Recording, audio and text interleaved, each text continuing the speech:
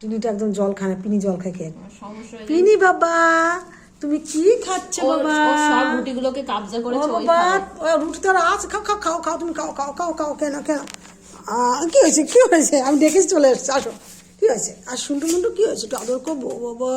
এসো না, খাও, আস্তে আস্তে খা। তুমি তো শো না, তুমি তো শো না, খাও ও বাবা গো। এবার শীত তুই- কাতুরে। না না তুমি একটু আদর করছিস তাই জন্য আমার কাছে আসছে আদর খাওয়ার জন্য। ও বাবা রে, খাও খেয়ে নাও। এই দিচ্ছি এনে নে। ও টিনি ঘরের মধ্যে ঢুকে গেছে। ঠান্ডা একটু কাবু কাবু, তিনি একটু শীত কাতুরে। হ্যাঁ তোর কাছে চলে যাচ্ছে। তিনি আবার মানে ও রুটি নিয়ে ঘরের মধ্যে ঢুকে গেছে, রুটি ও নিয়ে। একটু টিনিকে ফলো করে। হ্যাঁ কিন্তু আমাদের ও হচ্ছে বুদ্ধিমতী আর এ হচ্ছে আদরে বাদর ছেলে আমার, ঠিক আছে?